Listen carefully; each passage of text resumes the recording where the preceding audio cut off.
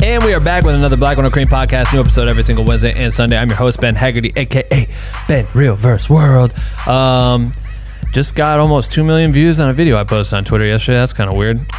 Today's episode, my homie Cal Scruby is on the podcast. A rapper, originally from Ohio, now living in LA. And this is his second time being on the Black Window Cream podcast. He was my 7th episode ever, so that was about 2 years ago. We shared his entire story, his come up, how he got to where he is today, working with artists like Chris Brown and being able to have a huge song with him that they released on Cal's channel. And then he was also the end credits of Chris's documentary. Cal wrote that record for Chris, so he's had some success there. And then just we cover all of that shit, but this one kind of picks up where we left off. Since then, Cal just recently got out of his 5-year management deal and is now a fully independent artist. And he's excited. He's got a lot of things planned. We discussed how he's kind of spearheading this approach, the grassroots route, and how he's been able to collaborate with different creators. If you don't know Cal, go look up his Instagram. Just find him on Instagram and YouTube and start listening to his music. His music is A1. And then he's been able to find ways to collaborate with all of our homies, and everyone kind of supports Cal and what he's doing, and they've been able to elevate the content he's been making on a very low budget. And he's been fucking killing it, and he's doing it all with like the power of his fans. His fans are really hungry, and so it was a really cool interview to hear kind of like his opinion of where he wants to go with this shit and where he's going to take it and how the approach will be done moving forward. So I'm excited for you guys to hear this episode. Cal's a beast. I'm excited, anytime he comes through. I don't even know if we planned this episode or if he just came to the office and I made him do it. Either way, it's a banger. So yeah, he's reinventing himself as a fully independent artist. That's what you're about to listen to. If you're new to Black Window Cream, Black Window Cream is a private creative collective. We have a Facebook group of over like 6,000 people that are sharing content all the time. They're pushing each other every single day, motivating each other, sharing tips, tricks, all that shit, just to help everyone grow to be the best motherfucker on earth. I used to say that. I used to have like a routine thing that I would say all the time. I haven't said it in a long time.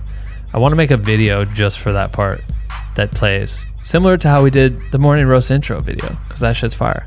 But anyway, yeah, you can join if you want to be a part of that community. BWNC.com/join is absolutely free. If you want to join the paid version, which helps financially support Black Window Cream, everything we're doing over here at the office and keeping the lights on, you can do that at patreon.com/Black Window Cream.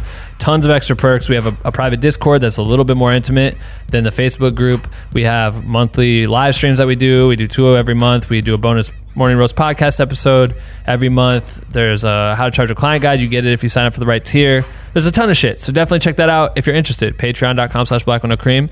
And yeah, I think that's it. It covers all of it. Let's get into this Cal episode. Me and Cal have known each other since I moved out to LA, and we've both been through this shit. So it's cool to finally discuss it on a podcast.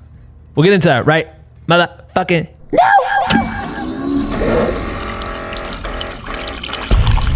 Attention. If you stop this podcast recording at any time, you will die. I don't want to die. Do you want to live? Yeah.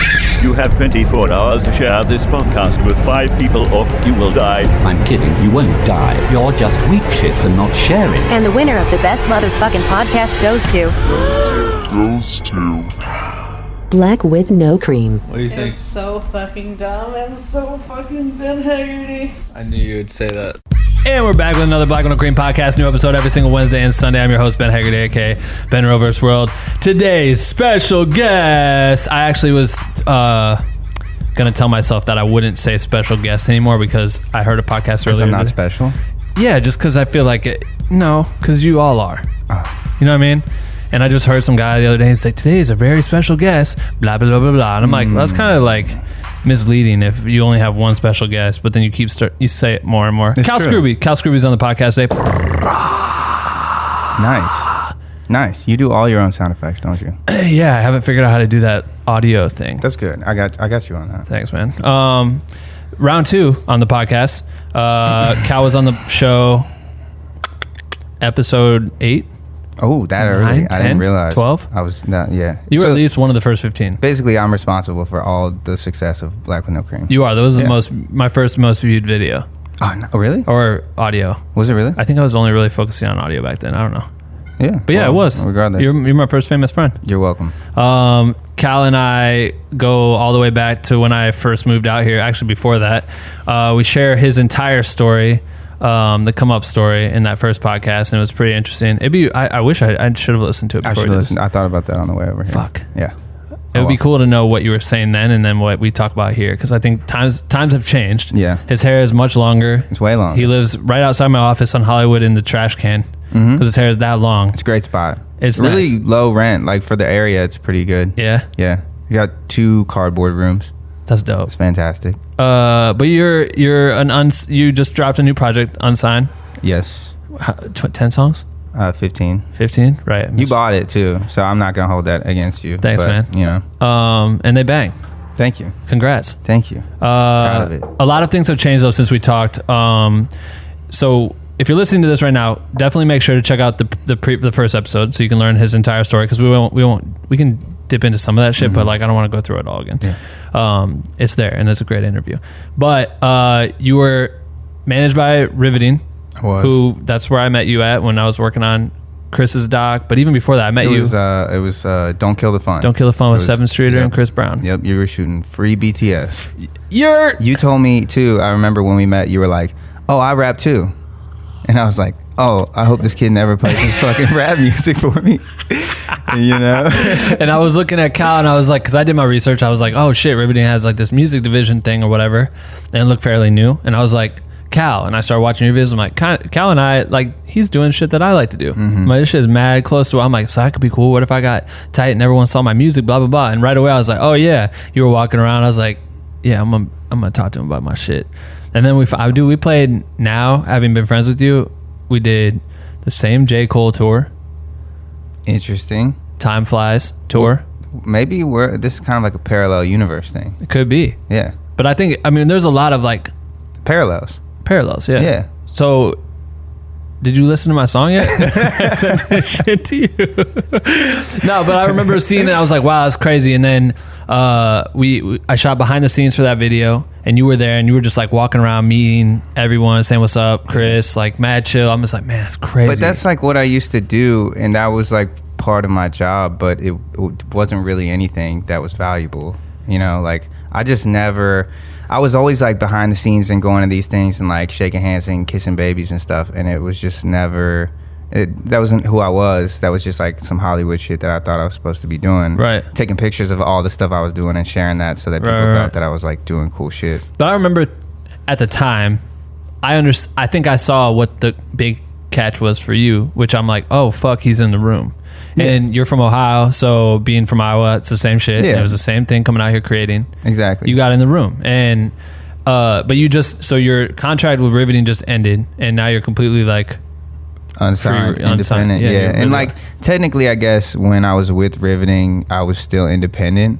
Because they're not a label. But they kind of operated as such, right. You know, and I started to realize that. But that was management, you know, and so they let me do like creatively. I think, you know, they kind of gave me some more freedom towards the end of our relationship, you know, to do like more of the videos that kind of fit like who I am and how I wanted to portray myself and whatever. But that wasn't the case the whole time. And I think that's kind of obvious now if you've been following my journey from like the last 5 years.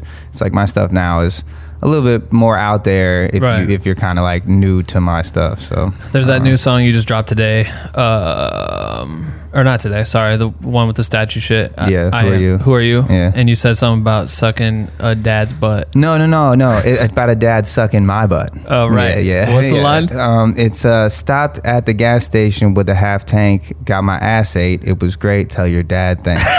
Yeah. But you would have never dropped 4 years ago. No, I might have like suggested it, like I might have proposed that, but it would have got shot down. Right. Yeah. I used to tweet about like shit, or like a Instagram caption would say something about shitting my pants or something. And they used to tell me, like, my management used to be like, yo, don't do that anymore. And I'm like, but that's me. Like that's my brand. Like shitting my pants is my brand. Right. That's just me. Have you ever shit your pants? You know what's funny is my Spotify bio, if you go to it says a lot of stuff that's not exactly true. It says I'm like 6'8", 115 pounds. Not quite. But the Do you one choose that? But listen, the one thing that's true on my Spotify bio is it says shit his pants on his last birthday. And that's actually big facts. Like my last birthday, I was going to get a car wash, and I don't like my birthday because like everybody's got a birthday. Like you're not special, dude. Right. Like we should get rid of Universal Mother's Day, and your birthday should be Mom's Day. Because your mom just pushed you out of her vagina, straight up, and you didn't do shit. Like Facts. you sucked for a long time. You might still suck. Right. So it's like, why do we celebrate you? Sometimes for a weekend or a month. Like no, I see it. But anyways, I shit myself. And I was going to get in. Like it wasn't. It was a light shart though.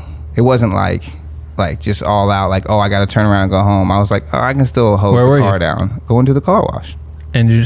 Totally, in the car. Totally, always. Actually, I have these things called emergency shits that happen to me. I don't know why, I just can't see it coming. And it started at an early age in high school. I had to drop off all the homies. I was in a van, and I would drive around and try to drop everyone off. And my friend's like, yo, you can come inside and shit. But it was his parents' house, and I didn't want to be weird. Right. And I was like, nah, I can make it. This sounds like a medical condition. I think it could be. Yeah, this sounds like something you should get checked out. I shit in a funeral home parking lot. Yeah, see, that's a problem. 12th Street. That's a 12th Street. 12th Street. That's a problem. If you know. That's a real problem. I think most people shit in toilets. It was fucking brutal. But anyway, it's not about me. It's about you. So what I thought was interesting, going back to this shit, like you said that they kind of wanted you not to talk about shit in your pants because it ain't cool. Yeah, because that's not cool for rappers in Hollywood. Like you're supposed to talk about bitches and money, right? Which I didn't have. So it's like. I just want to talk about get my ass ate at a gas station. So I mean, really, like that's where everything started to flip for me. Was like I think it was just years and years of a lot of people in my ear that were saying like, oh, you gotta fake it till you make it, you know. And like so we would step in, we would start recording records, and I would come up with something. And honestly, I had an engineer who would be like, nah, like you should bump that up. Like that should be, you should go ahead and say that's 10K. It's like, bro, I don't have 10K. What the fuck you mean? Like, right. Why would I, you know what I mean? Right. So it was like really hard for me to continue to flex when I knew I didn't have that shit. And I just kept seeing how superficial Hollywood was, and like how a lot of these rappers who talk about the money and shit that they have, they don't have that shit either. Right. And so I was like, why are we all lying about this? You know what I mean? Like, why are we all flexing about stuff? It's like fun and empowering, sure, and it's like motivating or inspirational. Like I see that, I do, but it wasn't me at the same time. It's like I'd rather encourage people to like be themselves, even if people think it's fucking weird, or even if you got emergency shits or whatever, you know. So I just started to get really uncomfortable being in a situation where like people were trying to almost like censor and curate my image into somebody I wasn't, right? You know? Because I think that's a dangerous position to be in. You know, I remember when I was doing my research prior to having met you, I remember because Andrew told me like, oh yeah, I'm working with this company, Riveting, blah, blah, blah. When you come out, you can work with me on some stuff. And I did the research and I looked it up, and I was looking at your shit, and I'm like, all right, who's this dude? Because I didn't know who you were before this. I started looking into you, and it's like the videos at the time that were kind of coming out after I started paying attention were like you in cool leather pants. And right away I was like, I get it, but this shit's like, he's corny as fuck.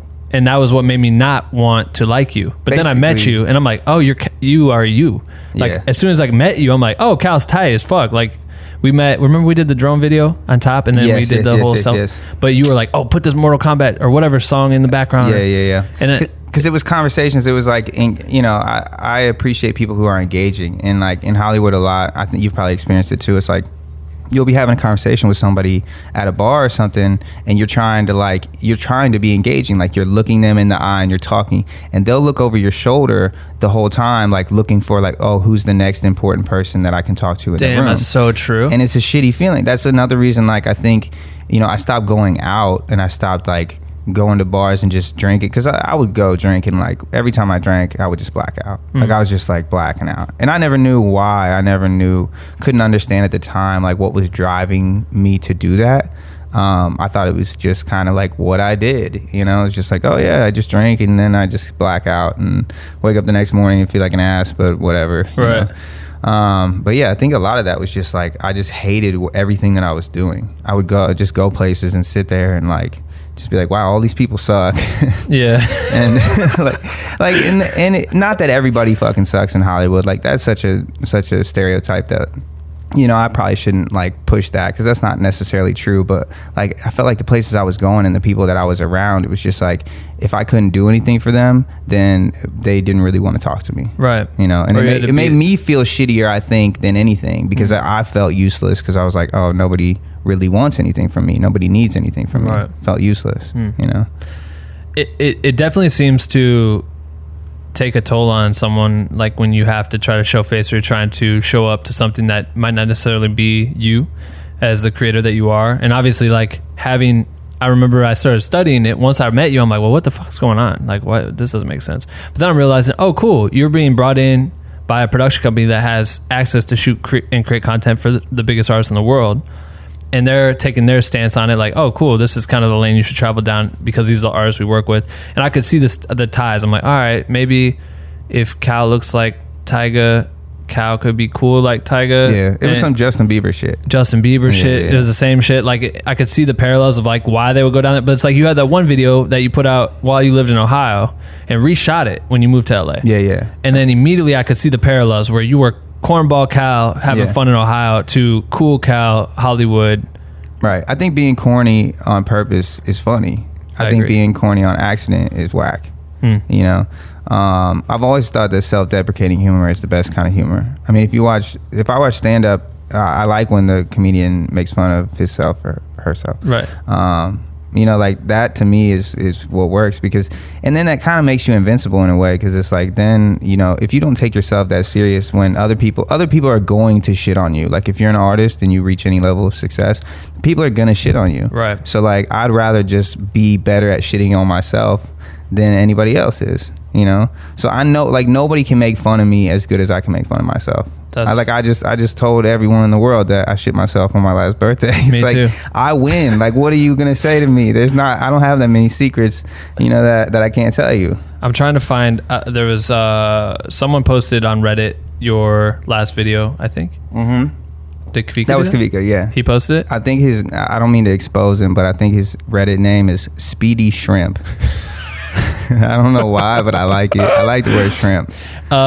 There was a conversation that I started with someone because I commented in there was like blah, blah, blah, blah, blah, whatever. I don't really know how to fucking use Reddit. I'm trying to pull up the conversation right now. But the guy basically was saying, like right away saying like, well, of course, like where is it? I know who you are. He's either got a financial investor, a side job, or an inheritance because it costs dozens of thousands of dollars to get the collabs he's had. To act like that's not the case is just more of a facade that is easily seen through. But he's responding to something that I said. I'm trying to figure out how the fuck I can see what I said. I think the stuff that he started with, because I read this shit, and this is funny to me. This is actually a good topic to address because YouTube comments and I guess Reddit comments, worst place on earth. Like the worst people on earth are in there. And like, cause if you hit thumbs down on a YouTube video that's not like hateful or harmful to society, like you're kind of a piece of shit. It's like what are you trying to accomplish here by sharing your negative opinion? Like where is this really going? Or not even sharing opinion. Like the thumbs down doesn't say shit. It doesn't. You're just being negative. Like because whenever I don't like a video on YouTube, I just go to the next fucking video because like who the fuck cares what I think, you know? That's how everybody should look at it. Everybody feels entitled because you're you and because that's all you've ever known. Everybody feels entitled to sharing their opinion. It's like none of these people make music or videos, bro. And then they just come in there and shit on music and videos. Like they're the fucking king of the hip hop history. Like they've studied everything. They know everything. Like it's like, what are you talking about? I got somebody and I got to keep reminding myself too that the stove's hot and I'm getting better at it. Like the stove's hot. Don't even fucking touch it. Like don't even go there. But I like to know, you know, I'm just curious. Like and this is like a come up stage for me. So I like to kind of gauge like how people are receiving it and what people think about it, whatever. And there's this dude who keeps coming back to all my shit and says, drug addict, piece of shit, do not support. And I'm like, yo.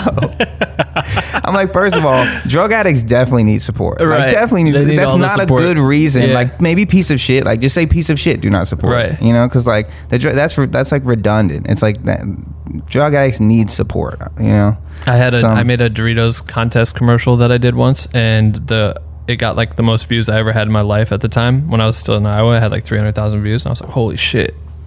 All the comments were like other people competing in the Doritos contest that were talking shit as if the Dorito judges might read their comment and be like, they're right. Good the point. director does need to kill himself. He is a piece of shit. I'm like, damn, you think I need to kill myself? Yo, I've gotten die in a fire. Die in a fire is like, that's an aggressive ass comment. Like, holy shit. Just like, die in a fire. Yeah. Like, what if I died in a fire? Would that guy go back to his comment, reply to his own comment, be like, yes. Got his ass. Like, got him. Yeah. Thumbs up. Right. Like, what are you doing? Recycle your ashes now. Yeah. What the fuck, man? Come on, you're green. He's an environmentally conscious. But going back to it, this comment, so this is how it started. The guy said he's fairly talented, so he's got some people investing in him to buy collabs with big names and shoot decent music videos, and that might score him some hits with it, blah, blah, blah. Shame that it's completely inauthentic, voice crafted, blah, blah, blah, blah, blah. And I was like, yo, he did this on a shoestring budget with the homies who believe in him, with no label support right now or ever. Did you say that? Yeah, and I said, awesome. and I also said, your sister's coming over to the crib. That's how I finished it. Nice. And then that's how he started getting into this whole thing about he's got a financial investor. I was like, nah, bro, that's not how this shit, like, how challenging is that for you? Because you did have a string of years where you made a comment earlier. You just told me about how you have your home studio. Your home studio is dialed right now, and it keeps getting better. If you guys haven't, do you have a video of your studio somewhere? No, I haven't shared it yet. I don't know. I don't want to, because I recorded out of a closet for so long that I don't want people to think that like you need equipment and a booth and a. You don't, but it's nice to have it. But it is nice to have, especially in Hollywood when there's dogs barking and shit. Like, maybe we could do like a BWNC deep dive into the. Let's do it. The boys can go out and capture the tour. shit. Except it's like a fucking phone booth sized place anyway. So but it's like if you were an artist, like I would have killed for that shit. Back home. For you sure. know what I mean? Like for sure. If you told me 5 years ago that I'd have that studio that I have now, man, I'd be ecstatic. Right. I'd be so Fucking happy. sick. Yeah. But he just told me how he got a new monitor linked into the booth with a wireless keyboard and mouse so that he can like track from there, but he also has a keyboard and mouse at the computer so he can like go back and forth. I'm like, ooh, nerds get excited about this shit. Oh yeah, techie. And he goes, yeah, what was the comment? You said we spent like, I don't know how much money we spent on music videos, but a fucking lot, like shit ton. tens of thousands of dollars on like music videos on songs that I didn't really particularly like. And I voiced that opinion, to be honest. Like the Fucks With Me video, I was like, yo, I don't think we should reshoot this, and we reshot it, and it like all the comments were like, yo, why'd you reshoot this? Which is the one that you shot in Ohio. Yeah, previously. the goofy ass. It was like my first video that like kind of took off. And then there's just other songs that like I wasn't in love with that we would go shoot an expensive video for. Like that was gonna be the solution. Like throwing money at it was gonna like pop it off. And I mean, at the time, even I didn't know that was not going to work. So it's like, at the end of the day, it's like it was a bad business decision, like collectively. I guess you got to make mistakes sometimes to like learn from that stuff. But I mean, I'm thankful having made those decisions. It got me to where I am now, because now everything I do is the opposite of that. Like before, everything was like, let's throw money at it and see what happens. But now it's like, let's do everything we can with no money. Because we have no money. Because we have $0, Like I've kind of looked at it like, it's like a box. Like you have a box and you try to fill, the objective is to fill the entire box with creativity. And that's usually, what yeah, she said. usually I've never called that shit creativity before, but sure. If you have a box and you have a bigger budget, then the box is growing, right? But like if you only fill that shit up halfway with creativity, then you didn't do a very good job. But if you have a lesser budget and the box is smaller, then you fill the whole box with creativity. It's like, then you did your job. Yeah. Like that's what you do as a creator. Like with your resources, create the best work possible. Right. And if money is almost like an unlimited resource or whatever, then like it's going to be really difficult for you to match the creativity that should go into like making that a great thing, like great art. Well, and it's like easy to leap into, and I think that the intention was good, like between your whole deal, like the whole idea of it made sense, right? To you, it was like, oh shit, get out of Ohio. It gave me out of Ohio, put me in immediate rooms, circles, studios, Studio Chris, the best possible solution, and then just see where it goes. And from the production side, it's like, yo, let's do what we do for all the other artists. But the other artists already have fans. You know what I mean? They have tons of fans that make that money back. Right. And so you're going after the same intention with that, where you're trying to shoot these glossy videos that are almost a standard for someone that's going to get 100 million views tomorrow. And I think the biggest mistake was there was like a disconnect because there was no explanation of like what was going on. And social media has evolved to like make it easier to share, you know, details with fans. So like you can fill in the gaps and you can explain things different ways in text or videos or whatever. But at the time it was just like I went from making shit in Ohio that was kind of like weird and goofy and no budget to all of a sudden shooting like big videos with lens flares and like wet downs and actors and cars exploding. Yeah, cars exploding and shit. And it was just like, okay, like what happened here in between? Like, are you independent? Are you signed? Are you rich? Are you what? You know what I mean? Right. And you know, and I wasn't rich, and so I didn't like. I couldn't flex like that. I couldn't show that lifestyle. So people are like, we don't get where, like, what steps in between did you skip? Because you look at like whoever right now, fucking Blueface or fucking Lil Nas X or someone like that, they can now have shit tons of chains because you see the stats. You know what I mean? The stats go up immediately. A song is played everywhere you go. You're like, oh shit, there's something that's happening here. That's why they can go and pop up at Summerfest. They could show up at any festival or show and make tons of money. Big stages, a lot of crowd, like big people. And they're picked up immediately by someone that knows exactly how to handle that situation. And then therefore they can turn around and have chains and do all this shit. But your videos are saying one thing, your day-to-day is saying another thing. It doesn't really make sense. You're right, like the disconnect is weird.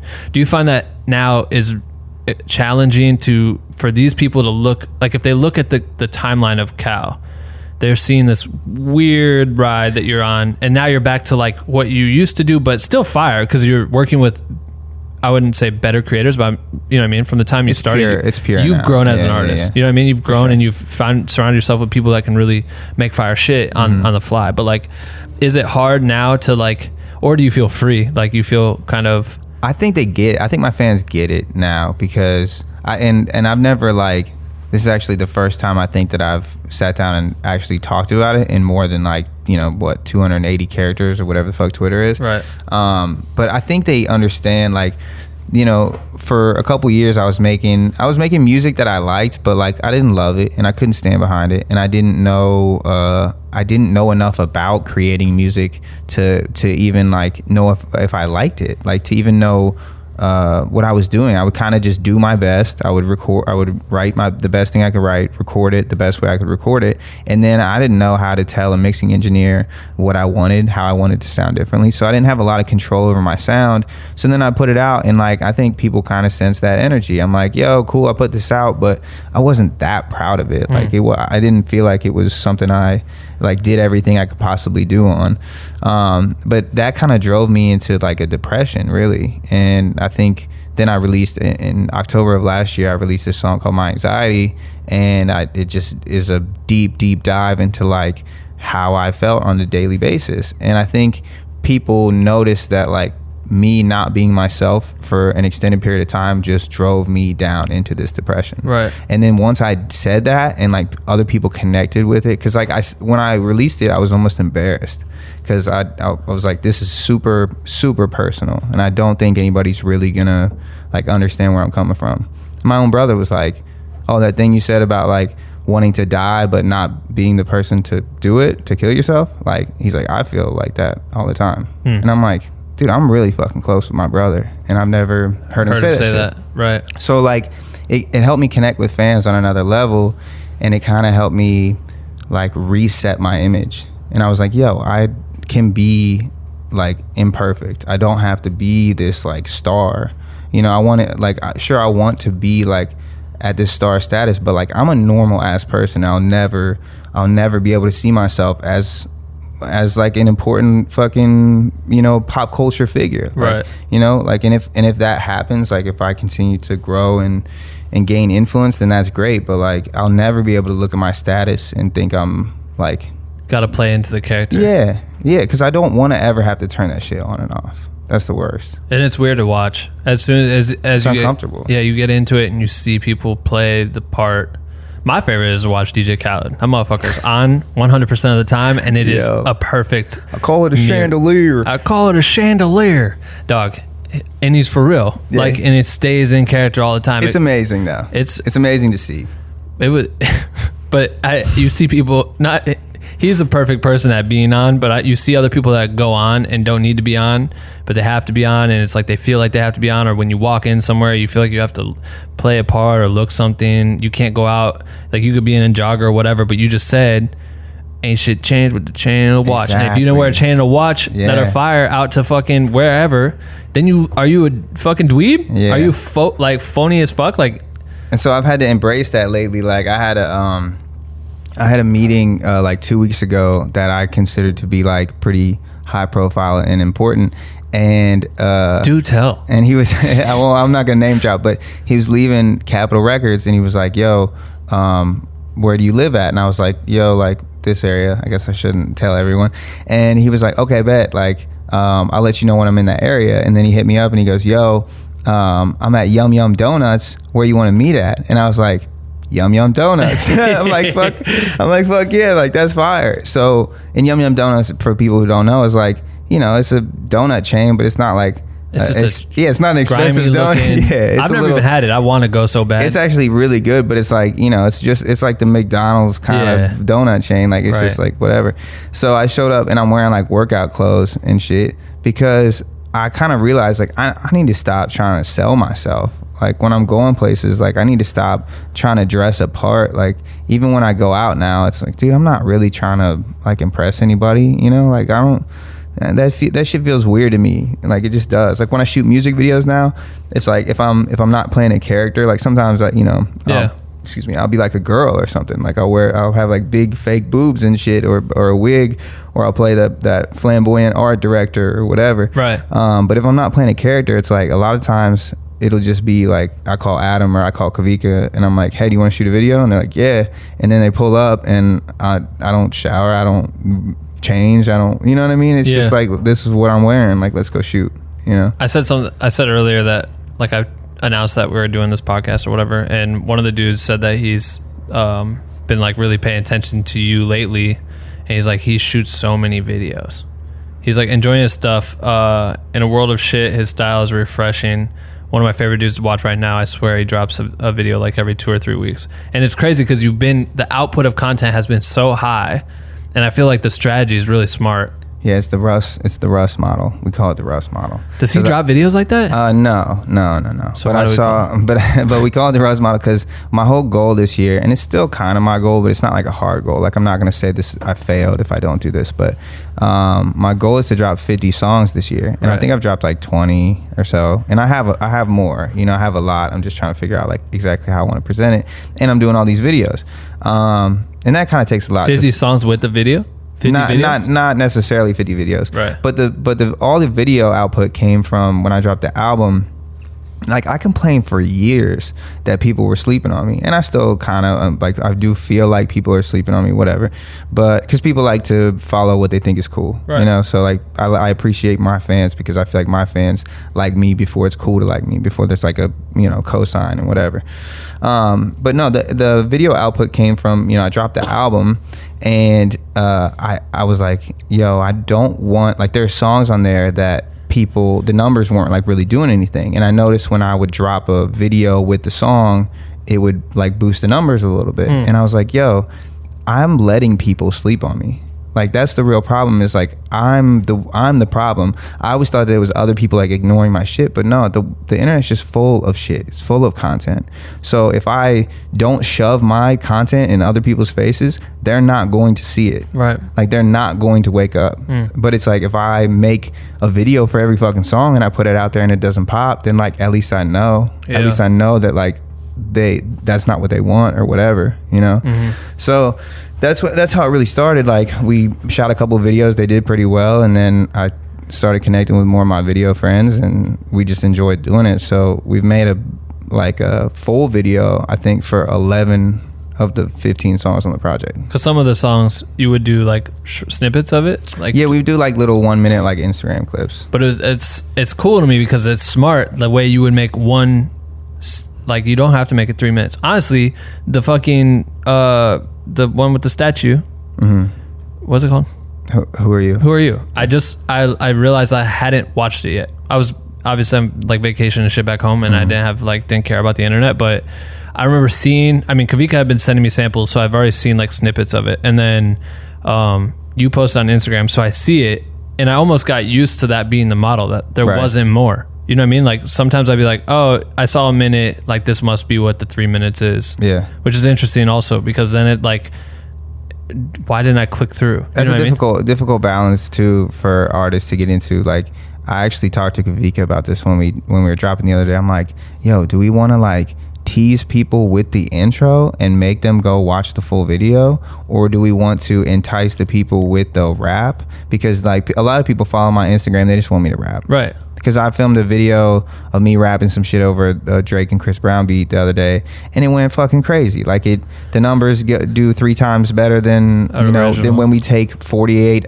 human hours to shoot and create a video and whatever. And that's semi frustrating, because it's like, one is real art, refined art and skill that takes time, and the other one is like a raw 2 or 3 minute moment.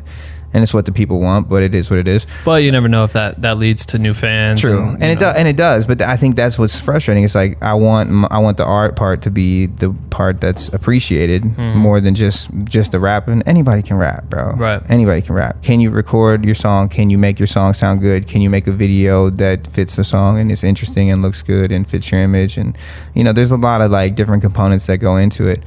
I mean, I probably overthink all of those things, but at the end of the day, like, I want my work to be appreciated. I don't think that I need to be seen or heard by everybody for that to be the case.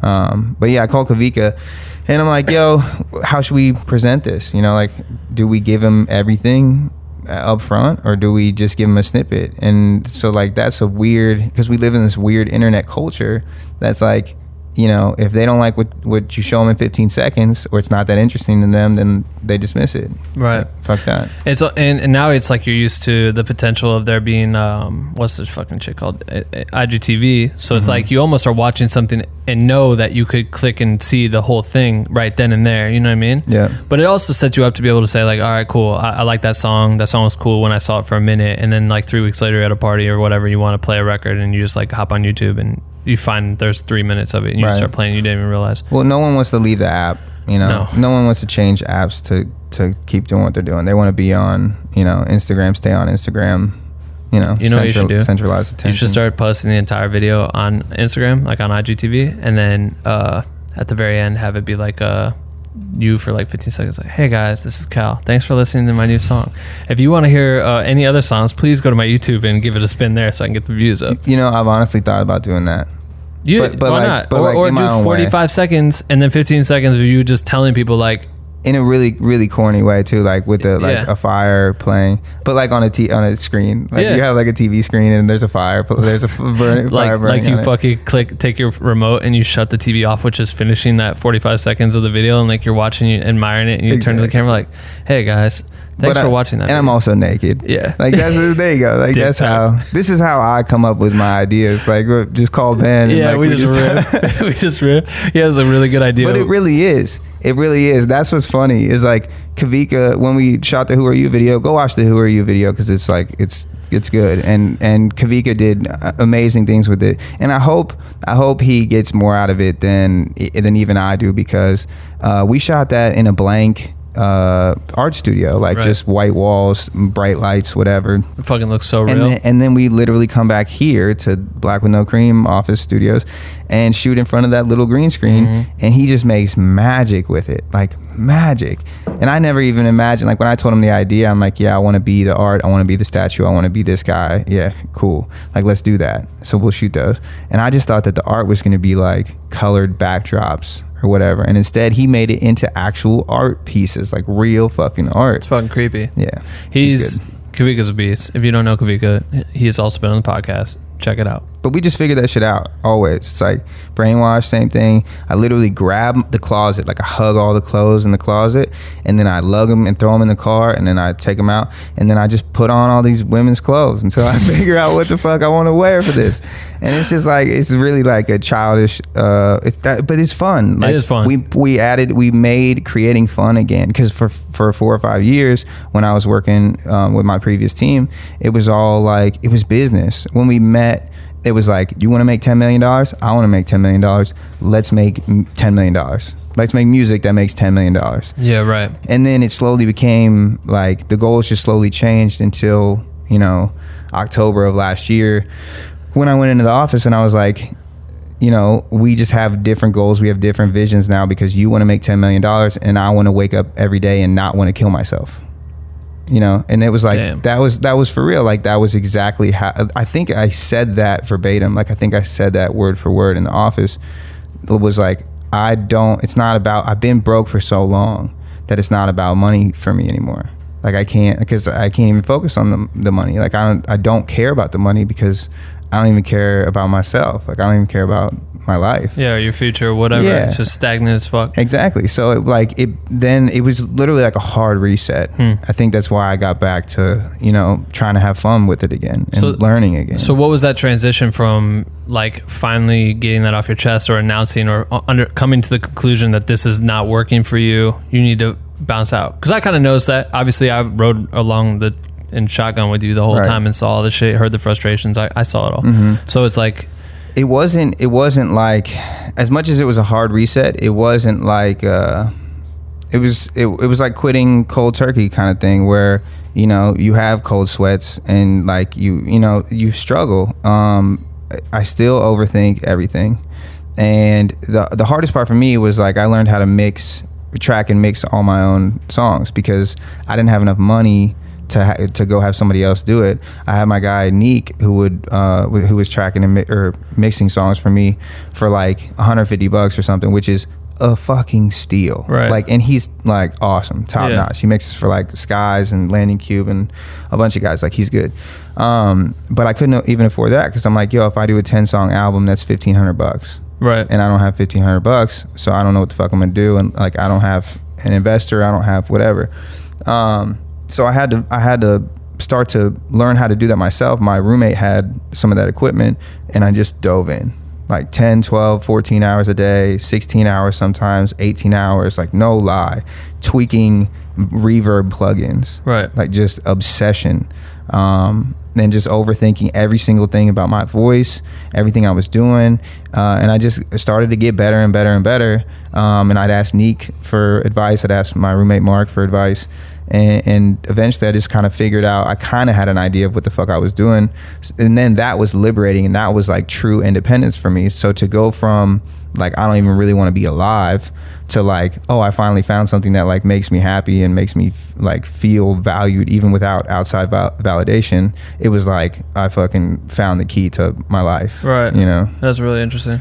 So, I mean, that was really the biggest thing for me, was being self-sufficient, and it wasn't even about money. It wasn't about paying my rent. It was about being able to create the shit that makes me happy by myself. You know. And the album was completely mixed and mastered by you? It was. Which is crazy, because it sounds fucking great. It's I would hit you about. It's especially crazy because we dropped it May 21st, and I don't know when I started making it. Maybe February, maybe March, I guess. And I didn't even know it was going to be an album. I was just making songs and putting them out. The Russ model, that's what I was getting into. Russ dropped 31 songs in 2016, and they were all singles. Like, so throughout the year? Yeah. Just dropping them? Yeah, so I was like, oh, that's cool. Like, and that's kind of how he blew up. So I was like, you know, people sleep on, he spoke about this on the Joe Budden podcast. People sleep on the songs at the end of an album, because they're like, you'll see the views trickle down, like this is less views as you go, as or you progress. On iTunes it shows like strong, weak. Yeah. With the stars and shit, and like, and that's how it is with the album. Like, even with my album, I look at it, and the views as you progress to the album go down, because people lose attention span, whatever. They're like, are you talking about on Spotify, or where do you see that? That's all the streams. So I kind of, and he's like, but people have their attention span to listen to one song. So it's like, he was like, I started putting out 1-song albums, like singles, you know? So I just started putting out singles until I started to beat the system. Like every 2 weeks I would put out a song. Then all of a sudden I was putting out a song like every week.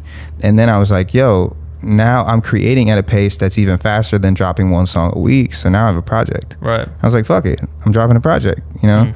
So from March to May, like 3 months, something like that, I learned how to refine my sound and be comfortable with a mix that becomes an album, and then I dropped it. So that's, I think the craziest part is like, I probably learned years worth of mixing in like 5 months just because of my own obsession. But I noticed it. Like I remember calling you as soon as I was listening to that, because I go to the gym and just and like play it over and over. I'll be like, dog, even the ad libs and shit in the background, the way you do echoes, the way you would use reverb, like I could tell all this shit that I've heard from being in the studio back in the day or whatever, just listen to my friends that produce nonstop, and they're fucking amazing with mixing. I'm like, yo, you picked up some of the key shit that makes me obsessed with like certain elements of music, you know what I mean? Really proud of like the moments on the album. Like there's just so much that goes into it, and I think when you have a background in music, so like you can separate different layers of the music better than like most consumers can.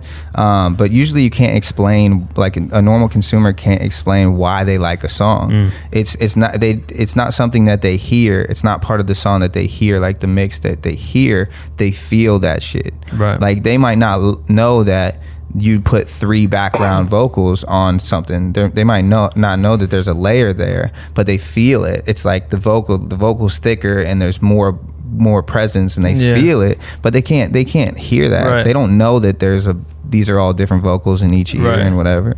So that's kind of a hard part too, is because I nerd out over that shit. And but you have to. I mean, that's like your occupation. You have to be a nerd for that shit. That's how you get good at anything. I mean, LeBron James, biggest basketball nerd in the world. But it's also funny because it's like you wouldn't look at like a today's glorified rapper as maybe like a J. Cole or someone like that that's gonna live in the studio like that, but a lot of these other rappers are just coming in, hit record, I'm in the booth, I'm gonna fucking knock it out, and I'm out, and you deal with the shit. And I'm jealous of them too, because I think both of the ways that we, like all the ways we create, should be appreciated. And you know, Young Thug can go in there and in 7 minutes can have a song, right? And I could never write a song in 7 minutes. I don't even know, like 7. If I made a whole song in 7 hours, that'd be an accomplishment for me, right? You know. So I mean, I envy the way he creates, you know. But I'm proud of the way that I create. I put a lot of thought into every syllable, into every just tweaking reverb and everything by like, you know, a half decibel, just things that no one else will ever notice or care about. Yeah, you're soloing shit and just listening to it and trying to test something, obsessing over it, and then eventually when I turn it in, it's always called the name of the song _ fuck it. Yeah, fuck it. I know. That's how everybody say fuck it. Fuck this shit. Trash, garbage, hate my life. Because I got tired of typing final. Like once you get to final 9, then you feel weird putting final 10. Yeah. You know, like, you know, final draft 10. Change that shit to delivery, bro. Just fuck it. Fuck it. Because it's not gonna make it. It's not. Fuck it 3. Seriously. Fuck. Fuck it. No, I do, because I do fuck it exclamation point. Yeah. Fuck it 2 exclamation. I do that shit. When I would go to the studio with Schoolboy Q, that would be the same thing where I appreciated the way he'd be in the studio because he has his engineer James, and then they'd be sitting there and they're just fucking like, he'll just tweak shit, try that, now make that, try to make it sound like a funnel, like going in, he'll be adjusting shit, like you see it, and I'm like, those are artists that really, really give a fuck all the way through. There's some people that don't give a shit and aren't trying to do cool tricks and just want to say, let me just do my shit, put some auto-tune on it. They're trying to get the memes right, you know. They are. It's real. Crazy, but it's like you have to think like that. Yeah, it's weird. And I appreciate that, what you said about Q, because like a lot of times I care too much about the words, and I think a lot of my fans care too much about the words, because that's like my YouTube crowd is the God, they love NF and Logic and all these wordsmith guys, right? But I think a large consumer base, they need to realize that you don't have to say things with words in order to say things, right? You know, like you can say things through a melody. Like you can convey emotion or a thought through a melody that you could never even find the words for. And that's why people, I think, gravitate so much towards like new school hip hop, like Uzi or whoever, or Thug, or Future especially. Future's crying on records. Right. Man, if you hear auto-tune and it immediately turns you off because you're like, oh, this is some mumble rap shit. First of all, mumble rap is a racist term. Like, let's be honest. Like, let's be honest. Let's just be straight up. Mumble rap, like, there's a 98% chance that you voted for Trump if you have a mumble rap, if you use the term mumble rap, negatively. Right. You're like, oh, I don't like this. But if you hear auto-tune and it just turns you off completely, like, you are so simple-minded. Your palate is so simple because Future is crying on records, saying that, like, and he even, like, with his lyrics, like, his lyrics are still phenomenal. Right. But you can hear things in Uzi's music, like, you can hear emotion that you can never find the words for. But even go back to fucking T-Pain coming out, the auto-tune king of everything, killing it with autotune. Everyone's like, well, that shit's trash because it's autotune, blah blah blah. And then he does like an acoustic stripped down session and sings like a motherfucker. Yeah, and but he just knew that was his style. Like, he's the dad of all this autotune stuff. I mean, he was the first one. It was because he was the one who used it stylistically. Like, he doesn't need it. No, you know, and that's what people. It's dude, like all hate. This comes from ignorance. It stems from ignorance. People don't understand autotune. They think that it's a cheat code. Right. It's not. It's a guide. Yeah. For people who don't understand, you put autotune into the key of the song, and it allows your voice to hit the different notes. Right. Like, it holds your voice. If your voice is close to one of those notes, it'll pin your voice to that note. Yeah. So you still have to hit the notes. Right. You know, and if you don't, it'll bend the auto-tune and then it starts to sound kind of weird. If Travis Scott had to say straight up, naturally, it would not be as tight to us. It would not. It just wouldn't. It would not. Because he added but it's the same thing. If I plug in my guitar and I plug it into my amp and I play the music, right? I can do it that one way. I can record it flat just like that. Mm-hmm. But you add a little bit of beefiness to it with a couple plugins, or you run it through some actual real ass, whatever those shits are called, amps and different things like that you can run it into, hardware. All the hardware. You can make that thing sound like a fucking monster. Yeah. And so you can't get mad at someone that adds it to their vocals. Yeah, why do you do that? Why do you get mad? That's a good point. Why do you do that? Why do you get mad when it's the voice? The voice is just an instrument as well. Right, but you appreciate fucking Led Zeppelin and shit. That's a great point. You know what I mean? That's an interesting way to think about it, because I don't think people understand that your vocal, okay, cool, the vocals went through the processor, but every other instrument goes through processors. You know, I've been getting really into autotune lately, just because like sometimes I get tired of rapping, and plus like if you ask me to do something, I'm probably going to do the opposite. You know, so like a lot of people have been like, well, not a lot of people, but some people have been like, cut your hair. And now I'm like, oh, okay, I'm never going to cut my fucking hair. Like, you're not winning this one. Like, it's going to go the opposite way for you, which is weird in itself, because like we need to stop having preferences for like how other people look or how other people want to look. Right. I had a guy the other day that said, this is a small tangent, that said, I like short hair cow, or I'm a bigger fan of short hair cow, but da da da da. And I'm like, that's the fucking weirdest shit I've ever heard. That is what racism stems from. Like the idea that I like you better when you look different. Right. That's fucking weird, bro. Like, that shit is odd. I like Michael Jackson as white way more than I did as black. You know, like that's just some dangerous shit to get into. Like changing how much you like somebody based on how they look. But no, I've been diving into autotune a lot more, just because like I really want my records to be dynamic. I don't want to just get to the hook and be like, how am I gonna rap this hook? Right. And like, because again, there's emotions that you can convey through singing that you can't through words, you know, through melody. So I have a question. Sure. Hey, how's your coffee? You haven't had a sip. It's cold. No, it's empty. Oh, it's empty? Goddamn. Yeah. Dutch Bros, we need to get Cal some coffee. All right, I'm gonna give him a couple of those K-cup things. For sure. Could you grab 2 cups of water? I'm fucking choking. Here's where I want to go. This is a sidebar. It's super random. But as an independent artist, and I think a lot of maybe artists that are listening to this, or maybe it'll open up some eyes for fans that are listening. People don't understand the hustle of, you were signed to someone. They spent a lot of money on you, right? Their money, not yours. Technically, it's yours because it was owed, right? Technically, it's mine. So, but it was a decision by different parties of when to spend money. So a lot of money gets spent, which is scary because it's like, you know, you go buy a house, you're putting a loan down or you're taking a loan out to be able to whatever. So now that you're completely independent and you're trying to make these videos, you just said like it costs you $1,500 to make an album, to get it mixed on like the homie hookup by a whoever. If you were to go that route, that's just $1,500 just to make a fucking album, which is so important in an artist's career, because you look back and like, well, let's see all the albums they made, and you go back and you listen to them, and if you're struggling with the idea of like, well, I can't really spend $1,500, that's a scary position to be in as an artist, to not be able to spend the money it takes to make the thing you do for a living, right? So now, as you've found some solutions, which are like working with your friends and trying to make content in that level, and find, thanks bro, and find, do you want one? Yeah. Oh, he got one already for you. And find solutions that could, you know, fix, I'm going to shoot a video, we can use Ben's office to do this, we can use the homies thing, whatever here, maybe it'll cost a little bit this and that, whatever. Like, you try to do it, but you also try to find ways where you're like, yo, I'll split my ad revenues with the homies, or I'll do this and that. I love that. You're finding different ways to That's revolutionary. It is. I've been saying that fucking shit forever. But how do you, and I'm getting real into this right now because I think it's important. I think I'm late to this shit, and I don't know where you're at with this stuff, but like thinking as an adult, how do you plan for the future as far as like retirement and you know, you've lived so long like check to check trying to survive.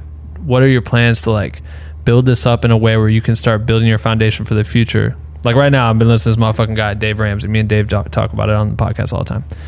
I'm going to put you onto this shit because I'm nerding on it hard. But my mom woke me up to it. She's like, you need to be really thinking about this shit. And I've understood, what the fuck is this bug? We live in LA. Shit came back from Iowa.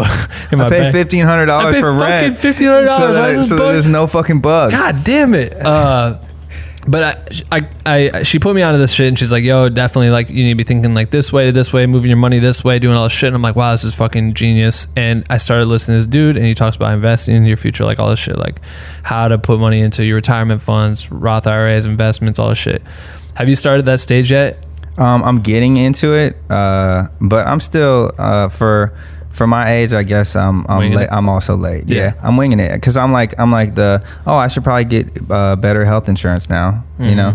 But at the same time, like, I'm so non-traditional. I mean, my views of marriage and your whatever you want to do with your life, like whatever career wise you want to do or whatever, are so different from like how most of the world apparently sees it, because like being from the Midwest, everybody thinks you should like, be married as soon as you date someone for 5 seconds. And when I was growing up, I was like, yo, I want to be, when I'm 25, I want to be married and I want to be a young dad and whatever. And now I'm looking at it like, man, why are people throwing $30,000 into a wedding? Like, that's a lot of money. That's a down payment on a very nice home, right? Like, whatever, you know what I mean? So and I went through that broke stage when, you know, I was super duper depressed. And so now money is just not really that important to me. It's like I'm better off now than I was. I'm definitely better off now than I was 6 months ago. 6 months ago, I did a feature at the end of November. I was $550 short on rent, and I did a $600 feature on November 30th. Holy shit. And that's like, but you know, for so long, like, that wasn't even abnormal to me, because for 4 or 5 years, that's what I was doing, was just scraping by, like whatever I could, right, you know, to pay the rent.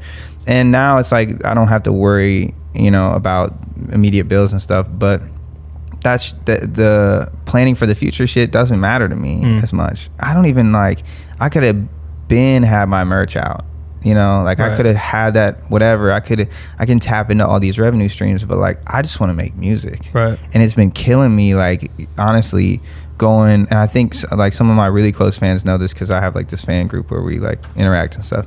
But they see, like, I go through these spurts of being really connected, and then I space out, because I'll go through the business stuff and it'll drain me, and I'm like, dude, all I want to do is record. Right. All I want to do is write. Yeah. And so I'll spend, like, if I spend 12 hours doing merch, then it's like, I can't do this every day.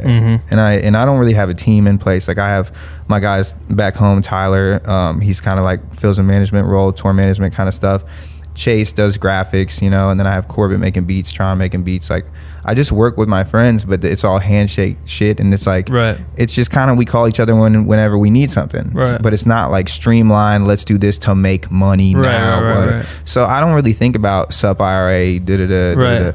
I mean, I don't know. I'll plan for that, but like, what if I die tomorrow? It's like, why the fuck was I saving this money? Like, what the fuck? You know what I mean? So, I mean, spending my money, I spend money on, I haven't bought clothes in literally years. And, you know, luckily I get free stuff sometimes. I got a pair of Vans the other day. Cool. That's dope. And, you know, like there's shit I get from time to time that kind of keeps me from needing that. But, dude, I just don't want things as much anymore because I went through that dead broke stage where well, and it's like, it. I think you're at the turning point, and we talked too about like you're in a position. This is what I liked about Lil Dicky's story. It was how he was able to make the content he made out the gate, and it was through having his fans. Like, he was making whatever his shitty videos, and then was like, hey, I can make more of these, and he really broke it down and did a fucking GoFundMe page. Were they ever shitty? Maybe they weren't shitty, but I'm saying like quality wise, maybe he was restricted to his ideas because of budgets. Yeah. And to do it, he made a GoFundMe page, and I don't remember how much he obtained, but I think it was close to like $300,000. And he said, yo, look, I could go get a label to give me money, but I'm gonna owe them all this back, and I won't be able to make this dope shit. Or we could do this together, and if we all chip in, I can make the content that you guys have been waiting for. And then they got the money, and he started making videos that had like heavy VFX or just better jokes. You know what I mean? He's with Scooter too. This is way before Scooter though. Oh, okay. I thought you were talking about the no. This recently. is like mad. I want to, because I can't remember the first Lil Dicky video I saw, but I was like, wow. It was maybe it was something about a boyfriend, some ex-boyfriend thing. Yeah, and he was like he was peeing next to him, and he started talking about the other dude's penis. Yeah, and I was like, I honestly, I just thought it was hilarious, and I fuck with that, and especially because, like, you know, generally speaking, hip hop can be kind of homophobic. Like, when I said that shit about somebody's dad eating my ass, there were a lot of people that were like, yo, what's up with you? Pause, homie. Some dude was like, oh, that's some satanic shit.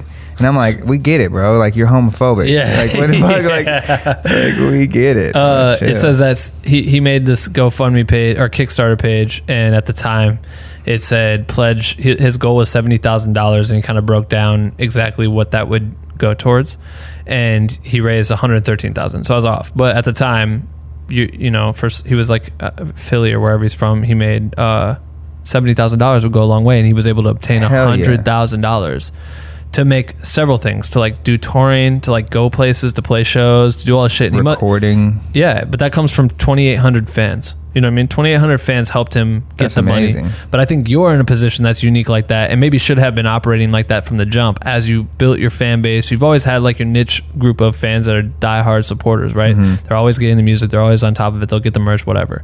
But maybe at the time, like you said, I was throwing money at music videos, and maybe I should have been focusing elsewhere. And part of business is focusing on numbers, and that's the wrong idea. I mean, generally speaking, like, yeah, that is how business works. Like, bigger numbers is better, increase the bottom line, whatever. But that's how everybody gets stuck on, and everybody looks at like follower count. That was a big part of my life for the last 5 years, was like my management was always worried about me getting more followers and more views and whatever. And I started to realize that doesn't necessarily mean that it doesn't mean I'm doing the right thing, right? And it doesn't mean that I'm doing something that's going to make me happy. And so I stopped focusing on the follower count. And my guy Tyler, he sent me like an Excel sheet recently, like last month, for my EPK that has my breakdown for my followers month by month for this year. And I went in January when I dropped like a Logic disc and some shit, just because like I was like trying to make my statement. Then in February I dropped the EP. Then in March I started dropping singles. My follower count kept going down. Really? I'm dropping more shit. I'm dropping new music. My follower count was going down, but I wasn't paying attention to it. I had decided at the time, I was like, fuck it, dude. You're not going to pay attention to making the numbers bigger. Just make music that makes you happy. Put it out, whatever. See if that works. Then all of a sudden, like April, it picks up a little bit. Then in May, I drop the project, and then everything starts to like increase, right? So that's one thing I learned for sure is like I need to stop focusing on making this number bigger and focus on like I have that fan group. I have 1,000 fans, and I'm like, if these are the fans that care about me, these are the fans that I should invest in as well. Right. You know what I mean? Well, and at the same time, it's like it's so fucking stupid how people always be like, oh, yo, he's got 100,000 followers on IG, or he's got 1 million followers on IG, and it's like, yo, Macklemore has like 4.5 million followers, 8 million. I don't know how much it is, right? A lot. Okay. I just say this because he reposted my fucking story yesterday to promote the podcast. Shout out to Mac. Shout out to Macklemore. That's the boy. 4.5 million followers. He had like the biggest #1 songs for like 2 years in a row. Millions and millions and millions and millions of fans, true fans, not 4.5 million fans. Right. Those are just the ones that happen to trip on his. I fucking love Leonardo DiCaprio. The other night, I'm watching fucking Once Upon a Time in Hollywood. I'm like, man, fucking shout out to the boy. Does he have Instagram? I've been a fan since I was a kid. I don't even know. But I've been a fan. I'm a real fan. Yeah. So you're telling me that you're not going to give me a brand deal because I don't have enough fans, but I'm fucking Leonardo DiCaprio. Hey guys, I just want to stop this episode real quick to tell you about our How to Charge a Client guide. We dropped this a little over a month ago, and the reviews have been insane. We've gotten so many people messaging us, telling us about how they read the guide, and it's helped them level up in their business. They've made more money than they ever have before, which is pretty dope. It's basically a 54-page guide based on the theories and the ways that I go about charging my clients. I've been doing this shit for over 10 years, and we took all of those theories and packaged it into like a nice solid 4-chapter Bible. It's a fucking Bible. So if you're interested in that, you can go to shopbwnc.com. It's literally $25. So if you want it for $25, you can do it there, or you can get it when you sign up to become a Patreon goddamn homie tier for $25 as well. Plus you get all the perks of being a Patreon member. So there it is. Thank you guys for listening to this episode. Cal's is shit. Make sure to follow him on Instagram and all that shit, and let's get back to the episode. That's something I realized too, dropping the project. I got hit up by so many people who still aren't following me and said, yo, I'm fucking with the project. And I was like, oh shit, I got more fans than my number says. Right. But also at the same time, you know, if Chris Brown reposts my shit, like I'm gonna pick up hella bots too. Right. Like that, and that's, you know what I mean? Like I'm not buying shit, but like I'll pick up, you know, like my shit says 80-some thousand followers, but I probably only have like, I don't know, 30 or 40,000 active people on Instagram. You know, so like people get so caught up in numbers, like this determines your success, and a lot of photographers and shit are getting hired these days because of their follower count, and that's trash. I hate seeing that, and I get it. Shout out to them for figuring it out, but I'm sitting here like all the time wondering and ask myself like, why did that person just get that brand deal? And I know for a fact that they've only had experience in XYZ, and it looks like they've had more. And I've been sitting here, and my friends have been sitting here beating our head against the wall, creating nonstop, getting no recognition, yada, yada, yada. And no one's handing me a fucking $60,000 IG post check. What the fuck is that? You know what I mean? Like that doesn't make any sense. But it's the comparative culture that, you know, you got to be careful, because it's so easy to look at your peers. Like I caught myself doing that too. What I was saying at the beginning of the podcast, if the stove is hot, you know the stove is hot, stop touching it. Right, for sure. So like I stopped comparing myself to other artists who I looked at who are like maybe in my lane or whatever, who I think I'm better than, or I think I should be bigger than, or richer than, or whatever. And that just, every time I looked at their shit, I was like, it would frustrate me. And then I'm like, that's not productive at all. I'm like, get your ass back in the studio. That's what Lauren said to me too. And I was off of like one thing, but it's still homies that are getting, I'm like, damn, how the fuck did they figure that hustle out? Like, how are you getting into these events and I don't know how to get into these events? Or how are people asking how? And I'm like, yo, it doesn't fucking matter. And I noticed it really the other day. There was a brand that hit me up and they wanted me to use their product, but they wanted me to use it a certain way. And they're like, hey, like you're using it this way and you should really be using it this way for this issue and this issue, whatever. I'm not gonna put them on blast here because I'm still trying to get a deal. But smart. Then they wanted to have me do speak at an event and didn't really want to spend the bread. And I'm like, well, what the fuck? Like, you want me to do legitimate hard work and don't want to give me like an easy bag? Like, Easy bag. That shit that they hand out to people all the time, and I know for a fact because they hand them out to people that are my friends for less work. As in, I just happen to have 200,000 followers, and they're gonna give me that same bag that I'm asking for to do a workshop, speak, blah blah blah, fly somewhere. And versus like your engaging followers too, like you're engaging people who are actually interested in these products and stuff. And, like that. And they didn't want to do it, and then they told me knock off what I was doing because it might go against their guidelines or whatever. And then I see them give a big bag to a person that just happens to have like 1 million followers on a YouTube channel or some shit. Give them that bag and let them do the shit that goes against the guidelines and has no problem fucking giving them that bag. But they get on me, and I'm like, what the fuck is going on? People view by views and numbers. It's like they look at like, oh, you're moldable, you're not moldable, or oh, you're iconic and we need to be with you, but we can't, like, this person actually does the real work and it doesn't make sense, or we can't figure out how to market it or make it make sense. Like, yo, what are you talking? People, it's crazy too because a lot of numbers are just fake as fuck. And so it's like, man, you guys are like letting these people gas themselves up and then paying them a huge bag to do. I mean, that's how, like, I think that's how Tiesto like popped off first as a DJ. Really? Yeah, it was like that. He bought a bunch of fake followers on Twitter. Somebody correct me in the comments if I'm wrong. I don't want to be out here just talking that shit, but I'm pretty sure Tiesto started to get big bags because he was like the most poppin' fucking DJ on Twitter. But then he would also show up at these spots and nobody would come to the shows, you know, because his analytics were like, oh, big here, and he would show up and like not really have shit. I don't know. Maybe. No, I'm trying to look because I remember someone saying, Mac Miller, and correct me if I'm wrong as well, but I remember someone saying that one of his first albums they put on like iTunes, he bought a shit ton of copies. I heard that story, but it wasn't Mac. Who was it? And I don't know if this is true either. So this is not. Someone fact checked. This is not just us talking shit. But I appreciated the hustle. Oh, you got your note. You charted or some shit. I had heard that was Asher Roth. That makes sense too. But yeah. But Asher, I've heard his story, and his shit seems so grassroots. And he had Scooter early, but Scooter wasn't Scooter yet.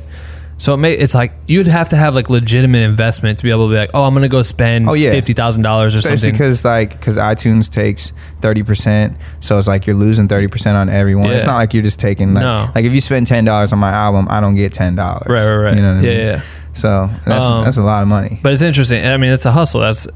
People do it. It's just such a fucking game, dog. Like, it's crazy, you know, especially with these new guys.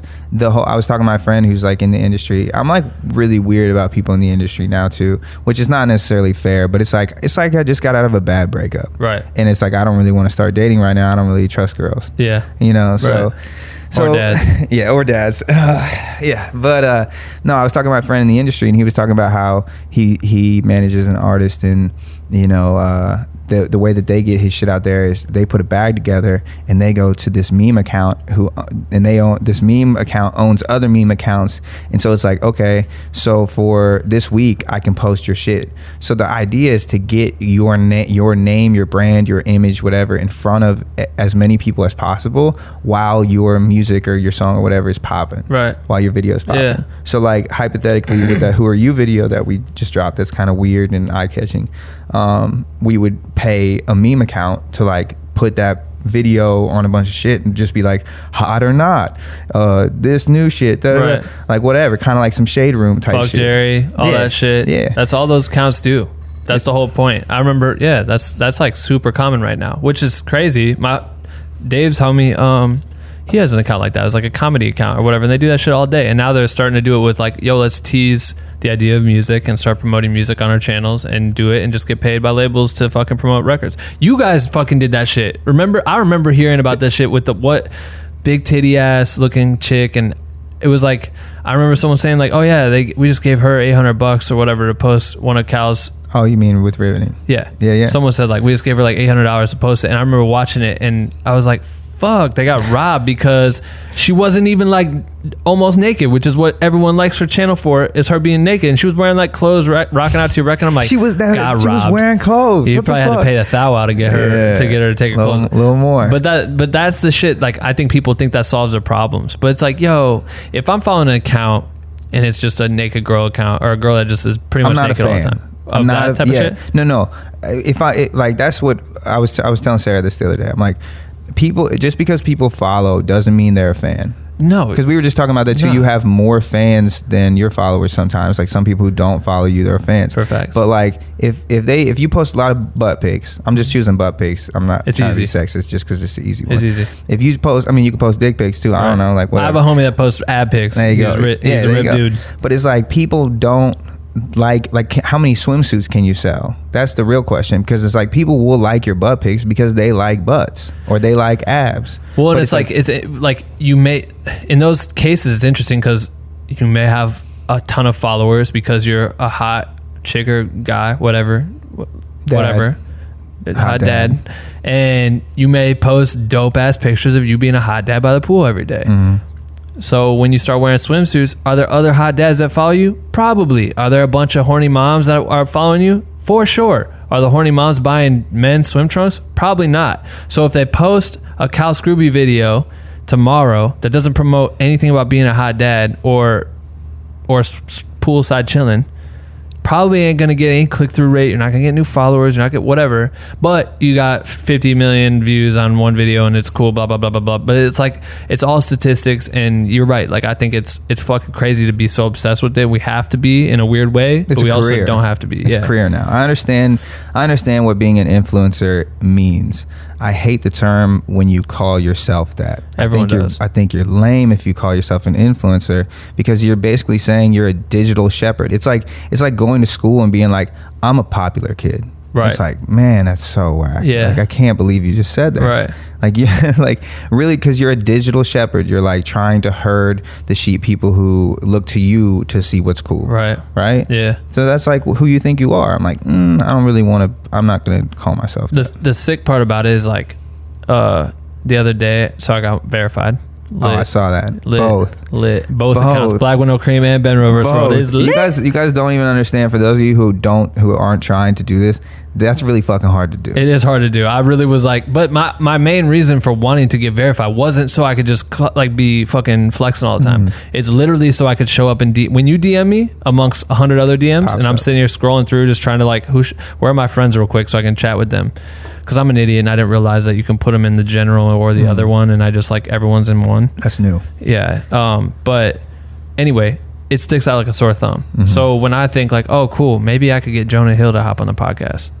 What if I DM him at the right time and he happens to see the check mark against 10 other people that just hit him, and maybe he'll click on it? That'd be fire. Why'd you choose Jonah Hill right Because there? I literally thought earlier today, I was like, yo, I want Jonah Hill on the podcast. Are you in Jonah Hill's DMs? I want to be. I'm going to send it, but I'm going to wait. I'm going to wait until the right time. I started thinking about a whole strategy about this shit. But now I have the check. But before, I'm like, man, I'm just going to blend in with the other accounts, which is fucked up because I was one of those other accounts and I do dope shit all the time. So you might just be overlooking me for no reason because I don't have a check. But I do always click the people that are verified first who message me. Because I'm like, who is this? Because it's supposed to mean, it's supposed to mean you're famous. It's supposed to mean you're a brand, you're whatever the fuck.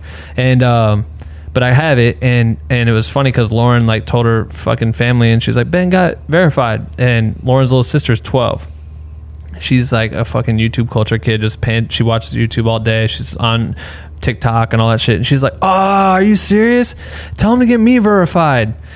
Or she said it something funny. I can't remember how she said it. And little kid accent. Verified. And come on, Dad, get me verified. She's like, you have to have articles and all these things. She's like, well, tell Ben to like write articles and make me get verified. And then That's a good point. I told her when I saw her when I was like, I got verified. She's like, I know, that's so cool. What does it mean though?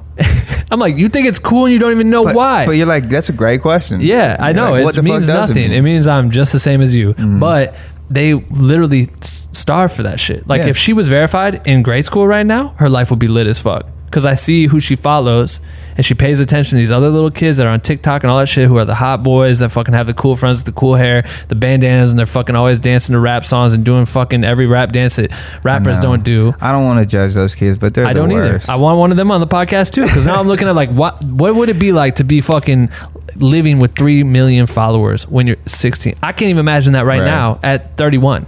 Imagine when you're 15 years old, 14, 13, and you are the most lit kid. The life is different. Same with like, that's why Chris Brown's documentary is interesting. And that's why it was wild for me to work on it. Cause I'm like, I wasn't like an active, like, I'm a Chris Brown fan or fuck that guy. Like, I just didn't have an opinion. I just wasn't ever like forced to listen to Chris all the time. I knew the songs, they're catchy. I heard them at the whatever, But then you get there and I'm like, oh, this is gonna be interesting. And then you realize like, man, he was really young. Yeah. And when you hear the whole scene of him and Rihanna, it becomes it's a very hot topic, and it's something that people are like, fuck you for working on that doc. And I'm like, literally, I don't care. in that Reddit post, there were a bunch of people who were like, oh yeah, I was gonna go listen to his music, but then I saw that he did songs with Chris Brown, and so I'm like, off that, fuck him.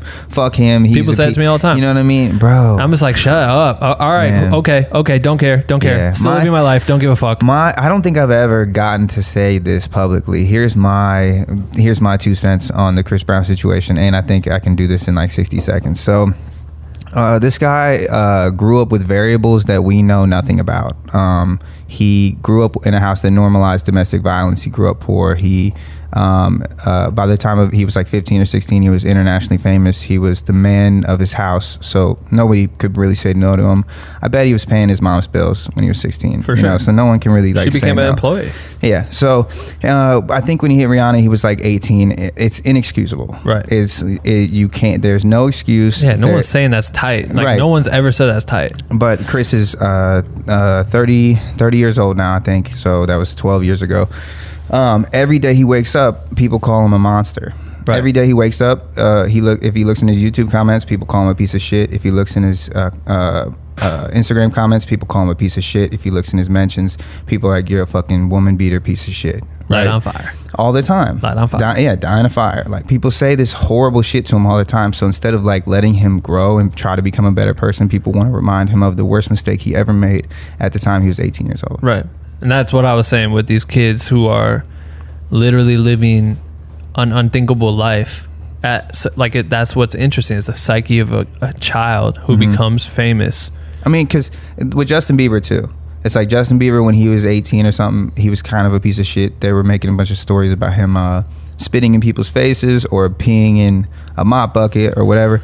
Man, I would probably be a piece of shit too. I shit in a funeral home parking lot. If I had 3 million followers and people were fucking on my ass like paparazzi, could you imagine me having emergency shit and then also being like fucking so sick of seeing those dudes every day following me around, and I'm shitting in this funeral home parking lot? I'm like, fuck you, blah blah blah. I'm like, oh my god, Ben Haggerty needs help. He's lost control. His music's great, but god damn it, that motherfucker's a monster. Disrespecting somebody's dead grandmom. You know, somebody's dead grandmom is in the fucking funeral home getting dressed up, and you're outside taking a shit. He doesn't give 2 fucks about the dead people. He doesn't care about old What do you mean? people. Haggerty Monuments and Flags. That's my dad's shop.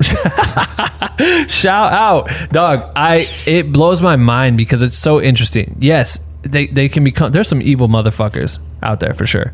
And I'm not saying Chris didn't go through an evil, but that was what was so cool to me, was to hear his brain, how it worked, by interviewing him and hearing like really deep diving it, which I think I took a farther step, because while flying to Kansas City for his tour kickoff to go work on content, my Uber driver was driving a fucking truck, and he lives in Kansas City, and his Uber is a truck, and he's like, what are you guys doing here, blah blah blah, and we're like, yeah man, flying in, we're working on this Chris Brown show, blah blah blah. He's like, oh yeah, Chris Brown, didn't he beat that girl?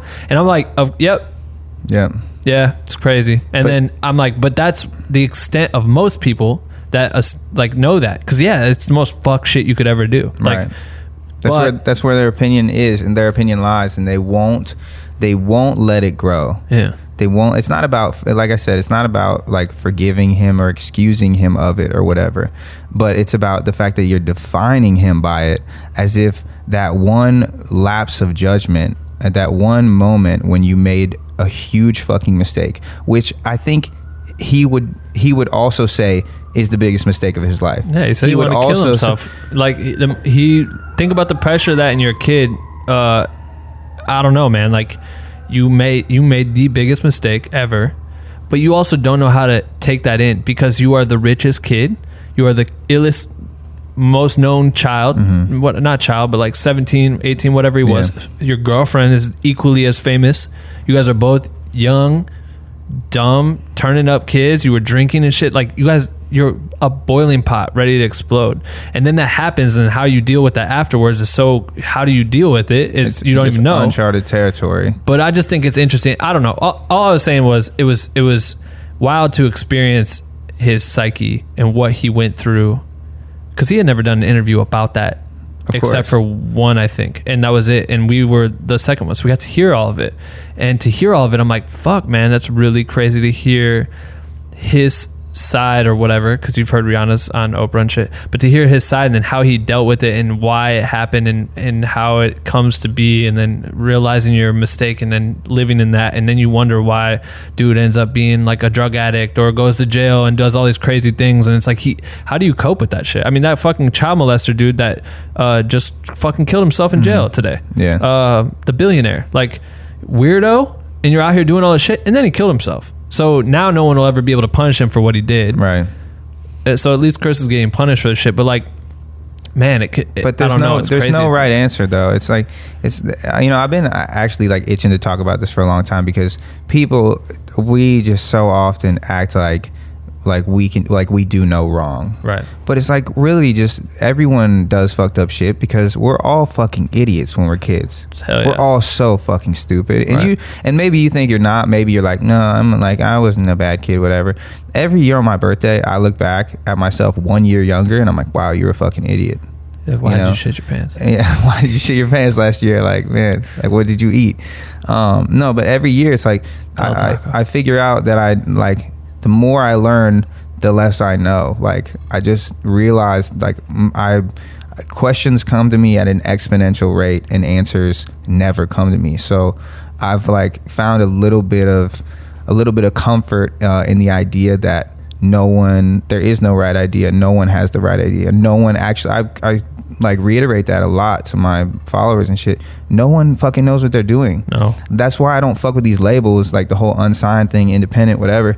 Since I dropped Unsigned, I've talked to a lot of different labels, but I don't take these meetings. I'm like, we can hop on the phone if you want, but I'm not pulling up. I'm not trying to get wine and dine and do all the cool dumb shit. I'm not gonna be impressed. I'm like that one meeting I took at Yum Yum Donuts in my workout clothes. It's like, bro, I'm like, if I'm not driving downtown 45 minutes, sitting in the office, you're gonna give me a fucking espresso and whatever. I don't care, bro. I don't need Fiji water. Like, it's nothing. No. Nobody cares.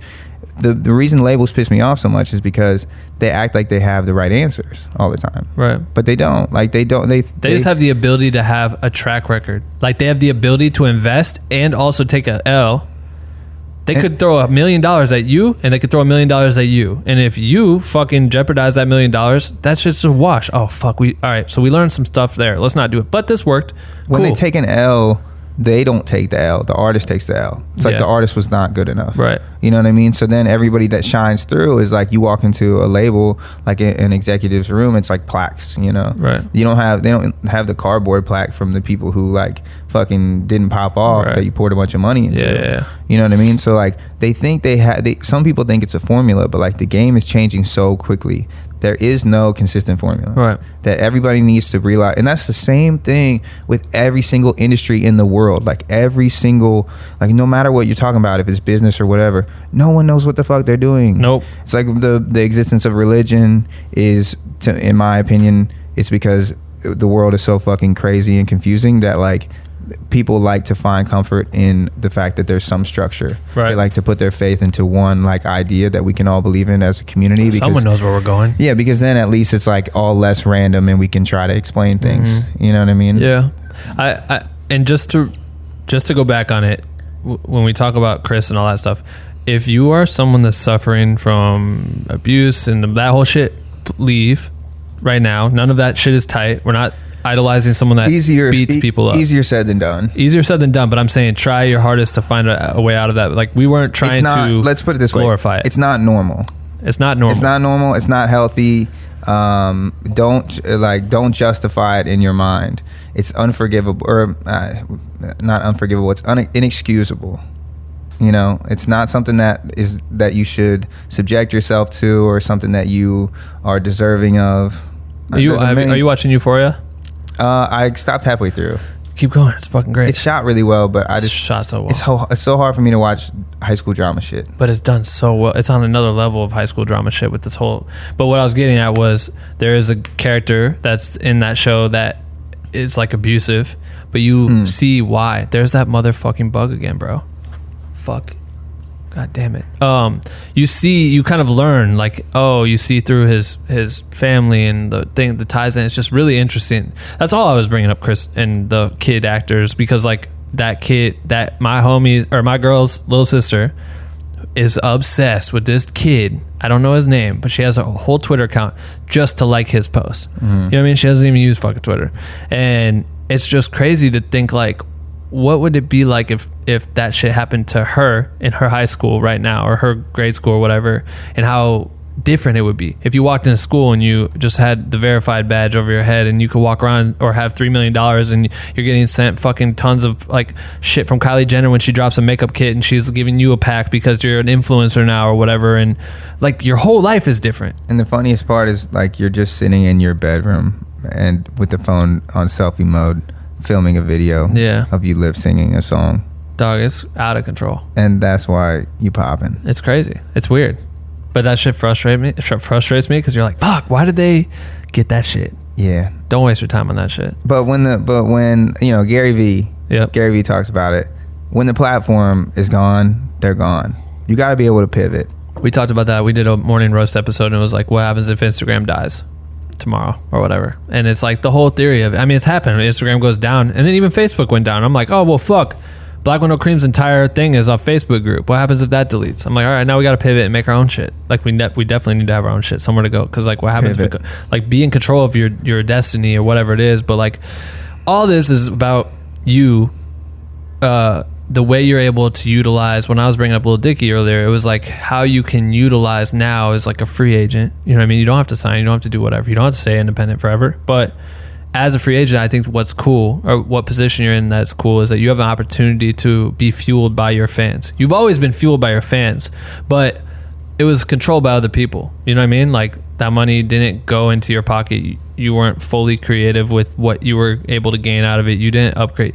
You drive your car. You live your life at the minimum. You know what I mean? I know you. Like I know what you've been through. And so it's like people don't, like, I remember the Ain't Shit Changed video. It's like you had to have a fucking, what's the shit called? Rolly. A Rolly, but you don't own a Rolly. I watched fucking Drew give you his to wear because it fit the part of the video. Is that a real Rolly? That's a Rolly. But I remember him giving you one on the video, and it was like, all right, just because he probably has a nice, motherfucker's been killing it. So and chains. And chains. Yeah, so he's like, you have to rock this shit to fit the part, but that's not the reality. It's like, if you had that shit, you would probably pawn that. I mean, you got a Rolly, cool, but you would probably be at a certain point in your life, not so long ago, you would have probably pawned that shit off to pay that $550, but you use your skill set to get that shit. Yeah, I was making a lot of bad decisions. Plus, that I was pouring a lot of money into alcohol too. Totally. For a short period For of time. sure. Yeah. But you could probably also go to certain places and get drinks for free. You know what I mean? Like, there's still, you could find ways around shit. But what I'm getting at is that I think it's cool, and I like, especially with, you were talking about Patreon and getting started with that, and you have your whole private collective. I think that you're in a really dope spot to be fueled by. And I'm hoping Black Window Cream is the same way. Like, we have our Patreon. That's the only way we can keep the lights on here every month. Yeah. Well, I think the cool thing for you, and the thing that I'm trying to get into also, is like, I don't want to take donations. You know what I mean? Like, that's the one thing that's hard for me with the thing that Lil Dicky did. Not that I'm like looking down on it or anything, but I don't really like GoFundMe, because it's like, hey, give me money. Well, he did actually, his was kind of structured like a Patreon, where he said, like, if you donate $10, you get something. Like, that's cool. So he did get. Oh yeah, and people do that shit too. But I like the idea that, like, I want to give you something in exchange for money. You know what I mean? Like, it should be a good or a service or whatever.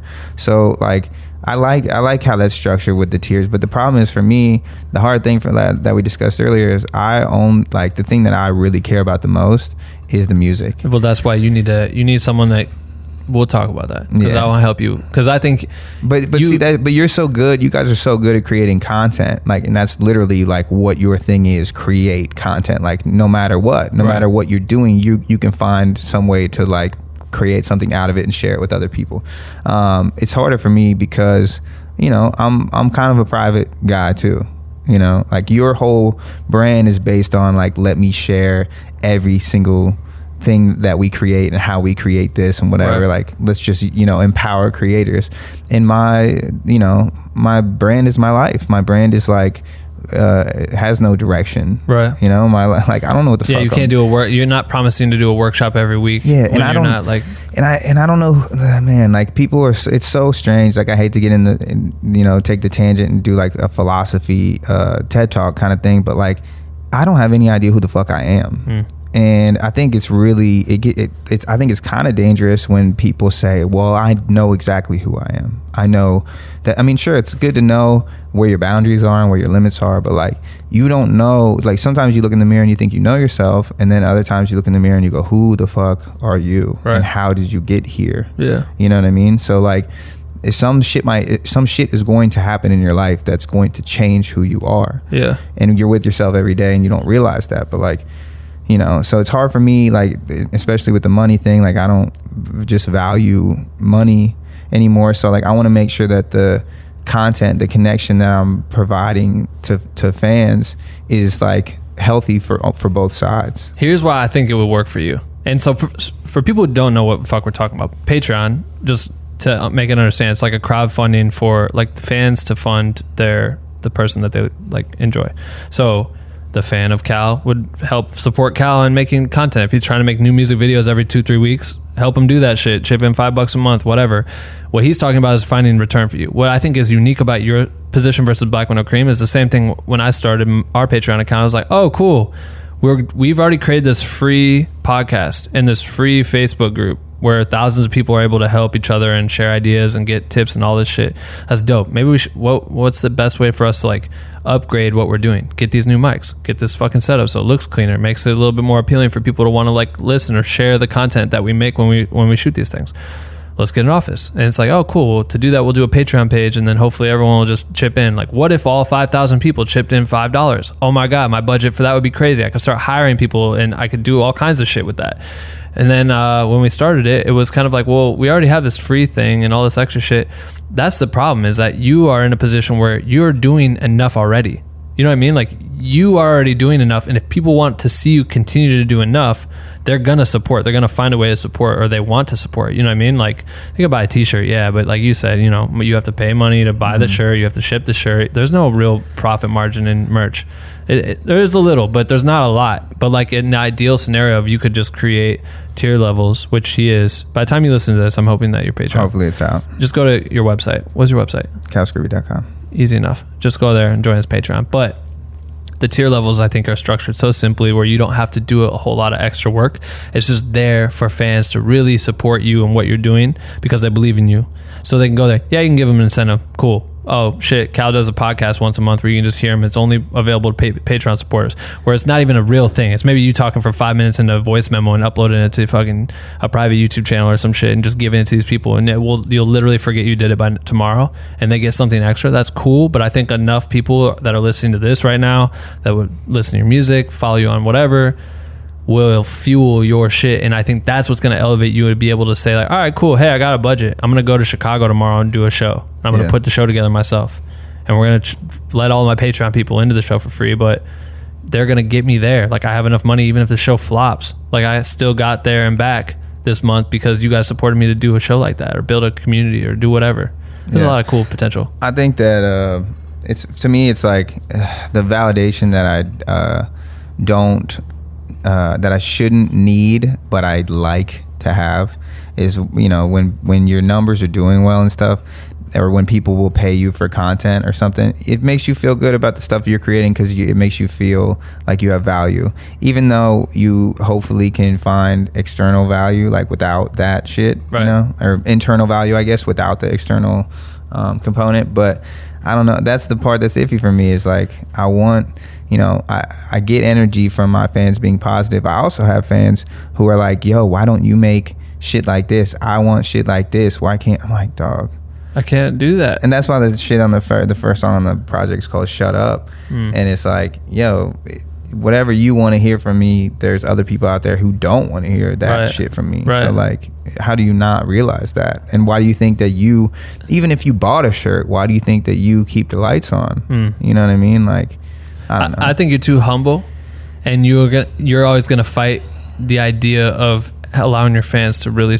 The reality is this: someone spent 15 years learning After Effects to make Cal look like a fucking statue that can rap. Like, it would be dope to pay our homies truly, like, true rates, right? Until fans support what we're doing, until someone can do this. I have interns that I can't pay. Shout out to the boys right here. Shout out to the other ones that are international and shit.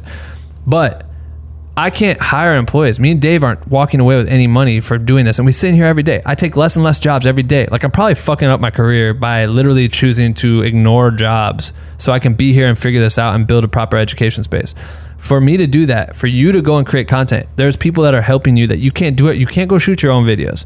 If you want to go out and be, oh, it'd be cool to make a video. Like, this video would do really well if I was in fucking Big Bear. Well, Big Bear, then I have to pay for gas, and I have to bring someone out there, and they need a raid, or they need food and all this shit. I can't afford that. But if you're able to say like, yo, you guys, we were able to make this video because of you. We were able to do this because of you. Because what do they think? If you're like an artist, how are they making money? Because they have songs that get streams, lots of them, and then they go do shows where you pay a lot of money to go see them perform, and they're walking away with a big check from that, and they do it over and over and over again, and that bread stacks up. Right now, you're not in a position, you're not touring, you're not which I would like to get into, because you had an interesting talk with me the other day where I was like, yo, you need to play shows, and you're like, that's like the worst part. You always tell me that too. I think that if you would have spent all the money you spent on music videos and bought your way on to gave yourself 10 minutes. You tell me all the things that I know. It's like, I said before that I look at my previous management like it was just a bad relationship. It wasn't like, not even anything. In retrospect, like I can look back and I told somebody the other day, it's like the girl that you met or that you broke up with before your wife. It's like doesn't mean that person doesn't mean you're a good person, doesn't mean that person's a bad person, whatever. Just kind of like taught you a lot about yourself, right? So, I look at that situation, and there's a lot of stuff that we could have done differently, and a lot of things that we didn't necessarily agree on. But again, it brought me to this place. I don't know what the fuck I was saying before. Touring, going and playing shows, opening for artists. I don't know where that I don't came either. from. All I was noticing was my frustration watching you from the outside looking in. I'm like, man, they're doing all right. Here's $30,000 to go shoot a music video. I'm like, dog, someone would have taken 30, because this is my strategy when I was in Iowa. To get on. Oh yeah, that's what I was saying. Buy onto a tour. Like that, you always tell me the shit that I already know. Like when you tell your friend who's in a relationship they shouldn't be in, that you're like, hey, I know, I see what you're doing from outside here. Like you're in a bad relationship. You need to do this. Yeah. And you know that they're telling you the right answer. You know that they're giving you good advice. Right. But you just like at the time you're just so wrapped up in your shit that you can't take it.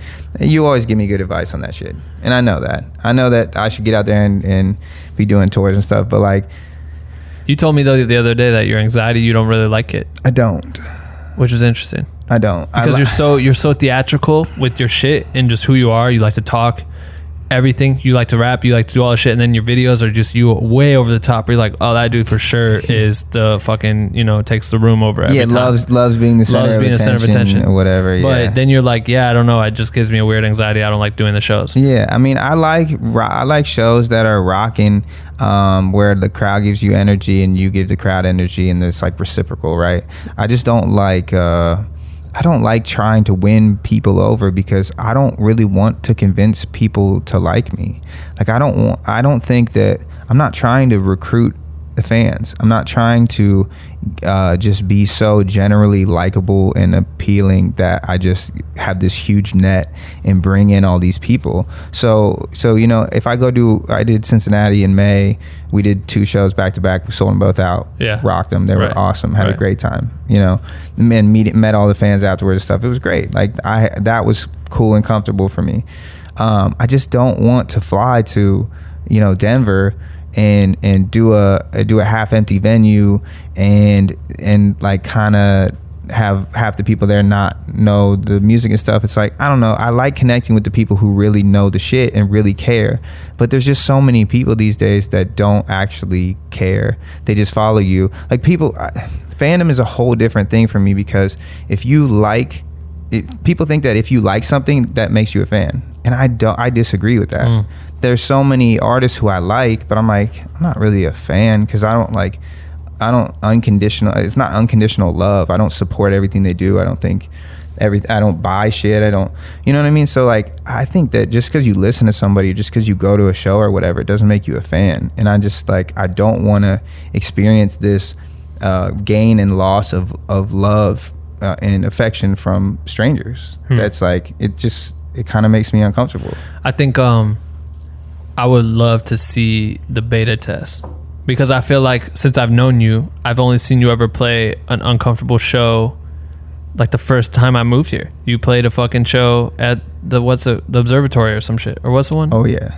What was that show? Who'd you open for? Was that the Mardi Gras? Oh no, it was the I Am Sue. I Am Sue. Yeah, I remember that one. And you opened up, and it was mad uncomfortable, and I think that it was just dressed up in a weird way. You got positioned in a weird roster, but yeah, you had to go and you had to. But I guarantee you, as awkward as you probably felt at that show, you probably picked up some new fans that were out there. You know what I mean? You might not. It have been some I Am Sue fans that were like, and no, I remember talking to people after the show and shit. And you know what, man? Like, this is a lot of it is just me being socially awkward, being uncomfortable, like stepping out of the box, you know. And like, I'm not afraid to admit that. I'm not afraid to admit that, like, you know, I think one of the biggest things is everybody's so afraid to fail. Like, that's why I overthink shit, is because I'm afraid that it doesn't go well. But you know, being paralyzed by fear is like not a great way to live. No. So eventually I'm gonna have to get out on the road and have some of those uncomfortable situations. But once you face those fears, it's like, then there's literally nothing to be afraid of. Right. So then that, like, you know, that's liberating. I know at my old house when I first moved out here, Craig's house, Bryson Tiller used to stay there every once in a while. And this is like before he was Bryson Tiller, and he was just like chilling. And I remember they were shooting some video or whatever, and he just like kind of chilled in that room over there, and he just extrovert, just chilled in this room, didn't want to be around nobody, and then became the biggest star in the world. Introvert, sorry.